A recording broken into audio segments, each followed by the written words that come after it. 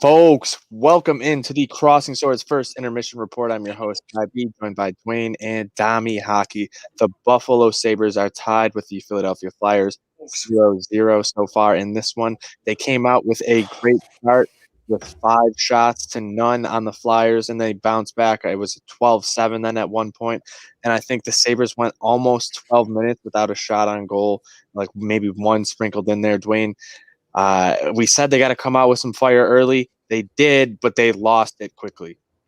Yeah, and you could see they're just, you go back to the pregame. Okposo will be on that second line.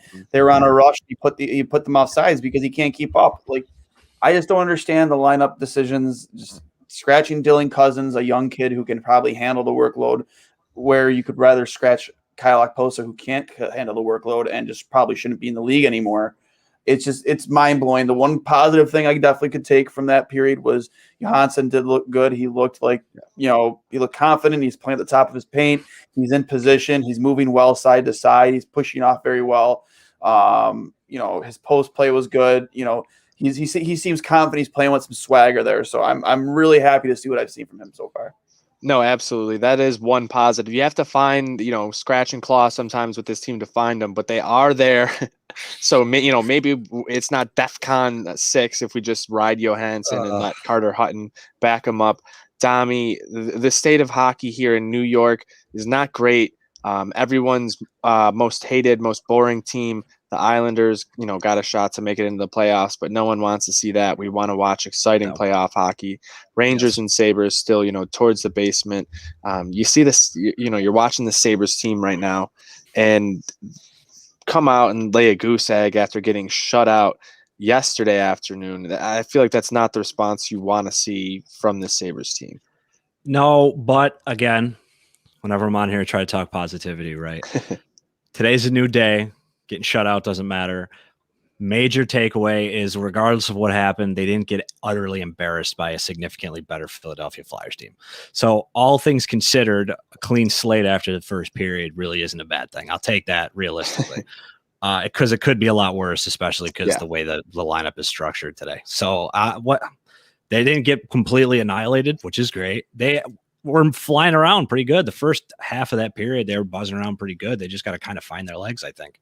Yeah, then I think they thought dump and chase was going to work all day long, and Philadelphia just started retrieving every puck and just breaking right back out on them. And they weren't able to sustain anything in that latter half of the period. That's got to change from this team that only generated one high danger chance at 5v5. Did a decent job on that power play early on. I think it was Jack, Sam, and Olofsson all got, shots on net there, some decent looks. But then, you get into this period, and as things get going, the Flyers really started taking it to them. And I don't know why, but they just continue to dump it. And it's not working, Dwayne. You have some decent skaters on this roster. Let them try to do their thing. This team has so much speed in their top six, and they just fail to utilize it. I can't get over Kyle Okposo being in the lineup tonight. Apparently Dylan Cousins isn't enough of a sell to Ralph Kruger to just keep him in his lineup. The guy, when we got Cousins back after the COVID thing, he brought so much energy to the lineup. He brought so much jump and spark, and we ended up winning the game and getting some points out of that. And he was a big reason why. And you're on a losing streak here, and your answer here is to take the one guy who can provide that spark out of lineup and keep the slug in. Like, the slug is no longer that jersey. The slug is Kyle Okposo. Yeah, I think I might have to make that Photoshop during the next period. I mean, I need Kyle Okposo on the slug logo on the jerseys. He just moves at such a slow pace out there, and you saw it. You mentioned that one offsides where he got caught off there. He just does not look like he belongs on the same ice as these guys at times, and him getting power play minutes. How do you continue to preach accountability to other guys in the locker room when you're giving Kyle Okposo power play minutes? Dwayne, I don't want you to, that's rhetoric. Oh. Don't hurt your brain trying to figure that one out, because I don't think any of us will be able to.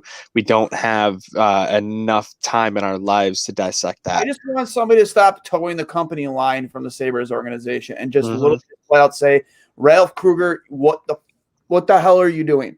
Like, what are you doing? What? Stop playing. Stop like pretending that Kyle Okposo contributes something to this team. He doesn't. You're on Like, something. you just stop. Like, it's not going to cost. Marty Baron could go and say something like, it's not going to cost him his job. Like, they're not going to fire Marty Baron for being brutally honest and criticizing the coach and saying your lineups are dumb. Like, you are a dumb person. You are unintelligent. You should go back to coaching or running Little League soccer, because clearly, like, it's not working here, and your decision making is costing this team wins and costing this team points. No, Right. Absolutely. And when you're playing this divisional schedule here this year, you've hit on it many times earlier on in the season that all these games are really 4-point games, and when you're battling, especially, Philadelphia, you're going to have a bunch of games with Pittsburgh coming up. You're going to have a bunch of games with Boston coming up. You got to figure out ways to win these games, and it might not be pretty, but you're still going to have to put the puck in the back of the net at some point. That's what I always say, is you have to put the puck in the back of the net to win the game. Even if it's a 0-0 game going through overtime, you still have to do it in the shootout. Like, at some point, this team has to do it, and can they or will they? I don't know about that today, Dwayne. 2 straight shutouts from Brian Elliott against the Sabres, and now Carter Hart standing pretty tall. It's, I just need more desperation out of this team. Like, Dwayne, here I got something fun to give you a little bit more passion. Gundyr had Kyle Okposo or Vlad Sabaka. Sabaka. Wow. I think I would take Sabaka at this point too. Sabaka, he's quicker. And, the thing with Sabaka is it never seemed to me like he wasn't a good hockey player. But that last season with us, he actually wasn't terrible. It was the season before that he was god awful. Mm-hmm. Like, Sabaka can at least play with speed and play with a little bit of urgency, and just not. He's not there collecting a paycheck. He's there trying to earn a contract and earn a paycheck. Whereas Kyle Okposo is just there collecting paychecks at this point. Yeah, I mean, hopefully he's got direct deposit, because then we don't have to have him come to the arena at all. That's what I've been hoping for, but that's not what we're seeing. Dami, any reason that I think the Sabres should score this period? Because you said you're trying to be the optimist for us here, but I just don't see it. Only one high danger chance generated there at 5v5, unless the Flyers give up, a few more power plays. I don't like our chances. Risto.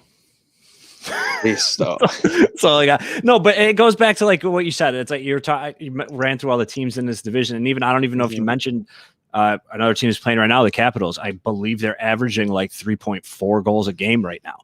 If you're going to be in this division, you have to score goals, and that's just something I don't understand why we can't generate any type of an opportunity right now. It really is almost like hard to believe.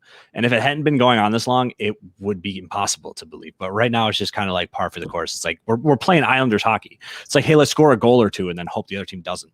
It's incredible. Mm-hmm. And that's not going to happen with this team. This Flyers team is unbelievable. I mean, there's so many weapons they have. One, you're not good enough defensively. Like, you don't have enough, like you don't have enough of those guys defensively where you can play shutdown Devils or Islanders style hockey, old school Devils hockey. Yeah. You just don't have those guys. You don't have those shutdown D-men. We don't have a single shutdown defenseman. Like, maybe Jake McCabe or Will Borgen, like, borderline right now. We don't know enough about Borgen yet.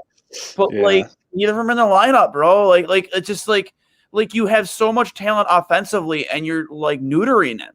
You're literally neutering the best part of this team, which is its offense. You've literally cut off its balls, and you stuck it in its crate, and you said, bad boy, bad. That's bad. What doghouse? We don't have doghouses. No, it's a crate. No crates? No, that's a crate. From the crate, it's bad. Yeah. That's bad. You don't lick yourself there. That's bad. And like, Besides, this is a serious question, just because you guys are in Buffalo and I'm not, and I want to know because I'm not too engaged. And feel free to answer in the comments. Is anybody besides you guys? Is anyone in the media saying this about how Kruger just is not cutting it, or is this like a revelation we're only having now? If you're not getting paid by the team, yeah, they say I think like from some, but then there's also a lot of them that are just trying to blame the players.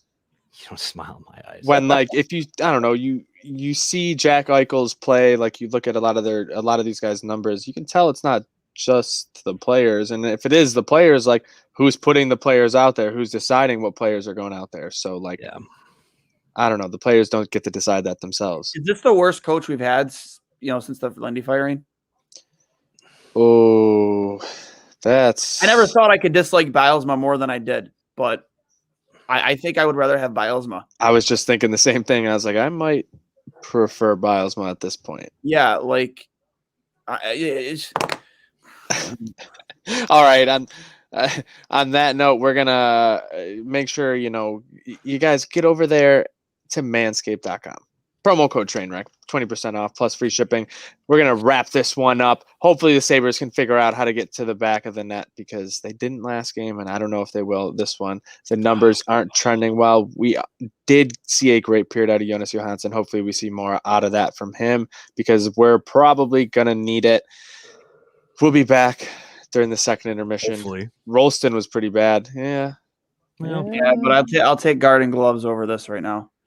I'll remember this with Ron Rolston. He wasn't afraid to keep people accountable, even to the media. I remember one time I think it was Sakara had like a really bad net front play, and like Sakara went on in a post game and said yeah, I didn't see the guy standing there, and then Rolston just like flat out goes, "What do you mean he didn't see it? He was standing right next to him. How do you not see somebody that's standing right next to you?"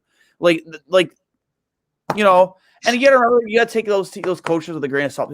You were literally given like minor league teams. Like Rolston was that was the guy we put in after we fired Ted, right?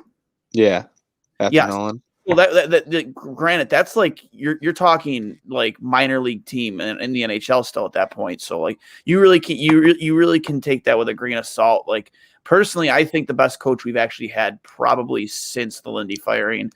And people will disagree with Ted Nolan. Ted Nolan, from an effort and passion and like giving everything you have standpoint, 100%. I would take Ted Nolan right now on this hockey team because one thing Ted Nolan never had when he was coaching with Buffalo, he only had it for a short amount of time with LaFontaine, was a player like Jack Eichel.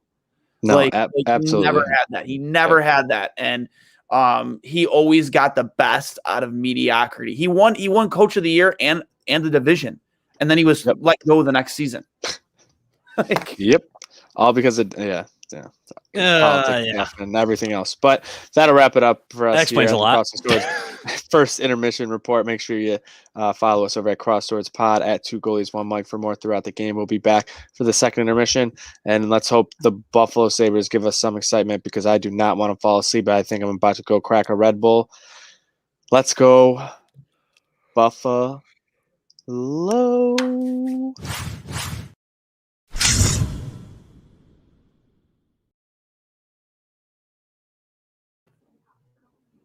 That video is really cool. A little graphic. Oh, it doesn't want to end.